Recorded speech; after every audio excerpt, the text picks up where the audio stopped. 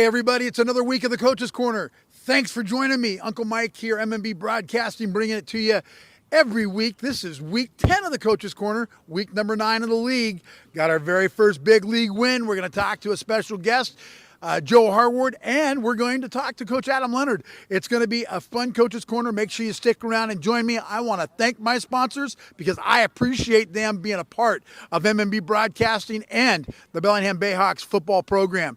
Thank you so much for watching. I'll be right back. Thanks to Les Schwab Tires. I'm a confident backseat driver, but Mom's a little stressed about spending. Remember, deep breaths and watch your speed.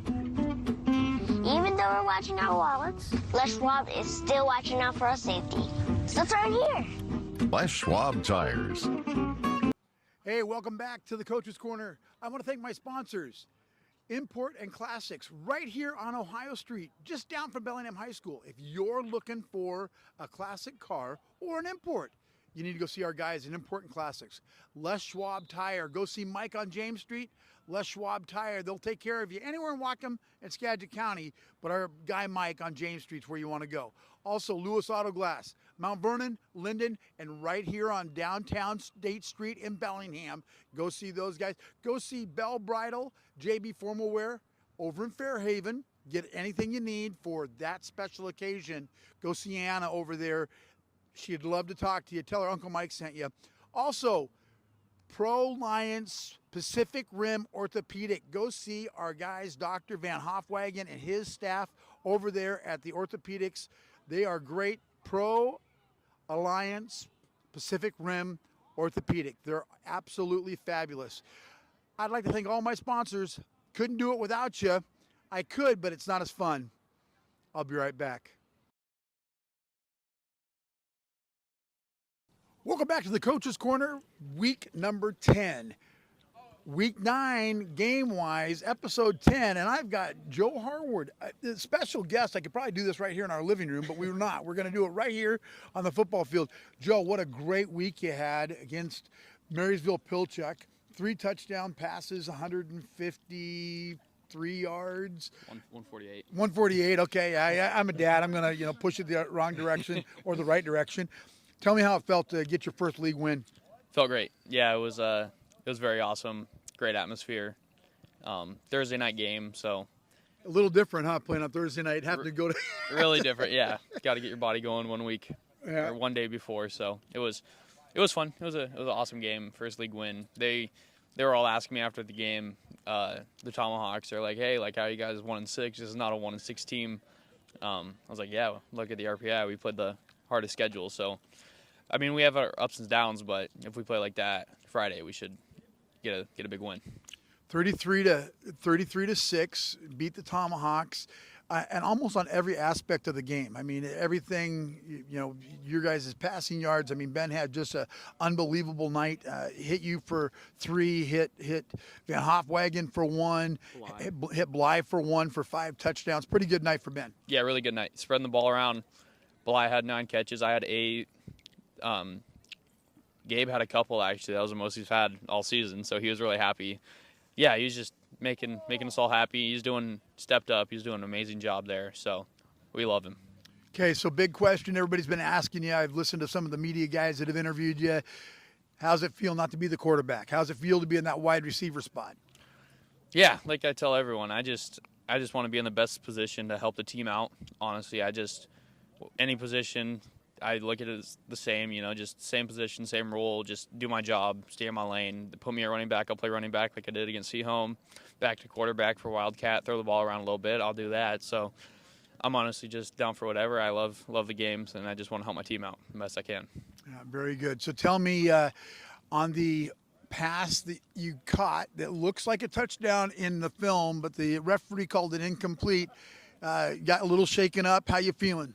Yeah, a little shaken up. I'm feeling good, feeling better, way better than what happened. But a little wind knocked out of me, so feeling good now, feeling better now. Good. And you took a helmet to the knee last night at practice. Yeah. Are you the walking wounded this week? Are we expecting you to play or what? Oh yeah, you're gonna see me out there. I'm gonna be doing my thing on Friday night, so I'll definitely be there. Okay, Squalicum and Bellingham, not the crosstown rival that Seaholm Bellingham is, just because of the years of time between everything, but definitely going to be an important game for everybody. Yeah, it's gonna be fun. It should be a great crowd. Squalicum always has a great student section, great atmosphere, and they got lucky to be the home team. So we're gonna be in whites, but it's gonna be a fun game. So we're looking forward to it. Should be Marcus is back, so he's a huge key for them, and yeah, so it should be fun. So let's talk a little bit about that. The keys for Squalicum. Marcus Nixon back, was suspended last week, didn't play against Seaholm. Seaholm laid a log on top of their forehead and cracked them pretty hard. Tell me what else you got to look for. Yeah, number 0, Lockie, their tight end, their best defender. Joaquim, he's really good, short little dude out there. He's a fighter, so that should be pretty interesting. But yeah, they're a pretty well-rounded team, decent line, good defense, good corners, good. They're a solid team, so it should be a good matchup. Good. All right, so stay healthy, get yourself back, be ready for tomorrow, and most importantly, go beat Squalicum. Yeah, go Hawks. Thanks, baby. Appreciate you. All right. Now, I'll be right back with the main man himself, Coach Adam Leonard. So stay tuned. Has made Lewis Auto and Residential Glass the Northwest's leading choice since 1929. Whether it's on-the-spot rock chip repair or replacing your windshield, we have been trained and certified to strict national standards to ensure your safety. Our residential division offers the latest in vinyl windows, showers, mirrors, cut, and custom glass. Locally owned and operated since 1929, Lewis Auto and Residential Glass in Bellingham, Linden, and Mount Vernon. Welcome back to the Coach's Corner. Uncle Mike here with my favorite guest, Adam Leonard. Holy cow, we got a league win, huh? Give me some right here. There we go. It's been, 6 years? Yeah. 6 years since the league won. 2018, they said that it's been since we got a league victory at Bayhawkville. Back then it was Raiderville. That's right. Right? That's right. So I think this is probably our very first league win as a Bayhawk. I don't know. I didn't look that up. I have to ask Tyler Anderson. He'll give us a scoop. But what a great win. My goodness. I mean, you guys went out there and just I've been telling everybody, I was telling Alan Fee, and it was great to see the Bayhawks run on all cylinders. You had everybody out there that was healthy. You had Bly Henderson, you had just everybody. And then, I mean, the Leonard kid just went ballistic. Yeah. Give it to me, baby. All right. Well, there's a lot of great things to talk about. First of all, just a wonderful team win for this, and a great, it's been 6 years since we've had a conference win. We get a conference win, and it was a commanding fashion too. 33-6, 27-6 at halftime, hitting on all the cylinders. Defense played fantastic. We ran the ball great with Tyree Jackson, runs for 80 yards, and our receivers were amazing. And Ben Leonard just, best performance I've seen him probably have in any sport. He was 26-37. 358 yards, 5 touchdowns. Yeah, broke his brother's record for a most receptions in a game at 26, which is the new Bellingham High School record. It was just a phenomenal day, and really proud of everybody out there. I mean, we get 2 receivers at 140 plus yards with Joe Harwood and Bly Henderson. I mean, we had touchdowns by 3 by Joe. I mean, Joe had a heck of a day too. Forgetting to talk about that. 3 touchdowns, 140 yards. Bly Henderson touchdown, 148 yards. The wagon getting about 40 yards and a touchdown, and then of course, Bly Henderson, he gets that 1 touchdown, and then it's just a all around just amazing effort. I was just so happy, smiling ear to ear.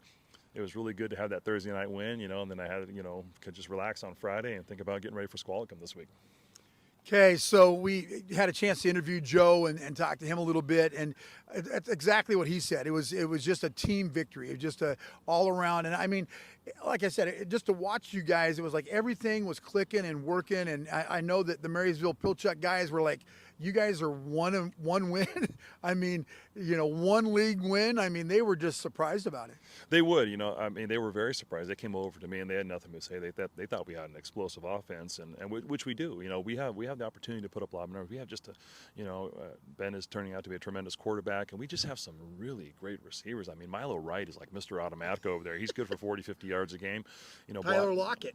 Yes, exactly. He just gets it done. He's got great hands. He runs great routes, and he's a great pivot receiver, great possession receiver. And then Bly Henderson's explosive. And then you have Joe Harwood. I mean, you got Bly at 6'3", Joe at 6'4". You got big fast targets, and it's just, and then you got the wagon, who, he's just, he's your journeyman. He gets out there, he plays the tight end position as best as anybody, and he goes out there and runs his routes, gets great, puts up some great blocks, and, we try to reward him. He had a couple catches too on a couple seam routes, and everybody just played great. And I can't say enough about junior Tyree Jackson coming in, reading the hole, running hard, running fast, and just, this is one of the rare games where, because Frosty, limited with some injury, that we didn't play him at all in offense. Right. And, we showcased him on defense, which he did a phenomenal job. But, Tyree really stepped up. It bodes well for the rest of this season and looks really good for next year. Because he'll be a senior next year. All right, let's talk about the other crosstown rival. One goes that way and the other one goes that way. Right. So tell me, last week they played Seaholm. Seaholm just put a licking on them. Like nobody's business. There was no weather to complain about. It was just an old-fashioned butt kicking. They didn't have Nixon. They've got Nixon back this week. Mm-hmm. Tell me what you're looking at. Well, we'll start with Marcus Nixon. He is just a tremendous athlete. He's a player I coached in youth football when he was very young, going back to like 3rd, 4th grade. He's one of the best athletes in the conference and in the county, and there's no doubt about that. He's a tremendous athlete. He's a tremendous person. He's just a great person. Great but he's going to be we're going to have to stop the big plays with him. That's number one. We got to focus in on Marcus Nixon. They do a lot of great. They have a lot of great players. They have Laki Fagoatu. They got Malachi Smith. They have a really solid quarterback in Cole Burke. He's a really, I don't think it's an insult to call someone a game manager, but he does it really well. Nick Lucy really speaks to how well he does. But it's a school I'm very familiar with too, with my son going to school there for 3 years, Josh, and it would be a great opportunity for a lot of these guys. That for me too, this is kind of a Super Bowl for us, and it's a game we really want. Unlike the other school over on the south side of town, this is the other school over on the north side of town, and we're really excited about the challenge. We have an immense amount of respect for Squalicum and their coaching staff and their players, so this will be a great opportunity for us. Okay, so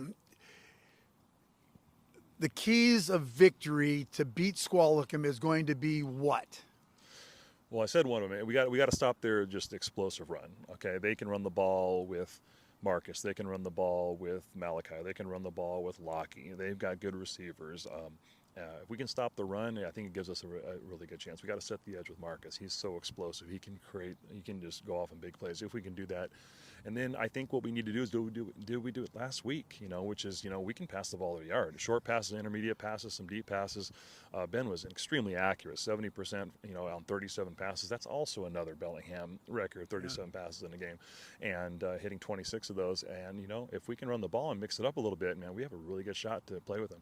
I think the key, a big key too, is going to become special teams. Yeah. Can we go out there and take points when we need it? Can we cover well on kickoffs? Because again, those guys are, Marcus and Joaquin Ortiz. These are guys that are really explosive in the special teams game too.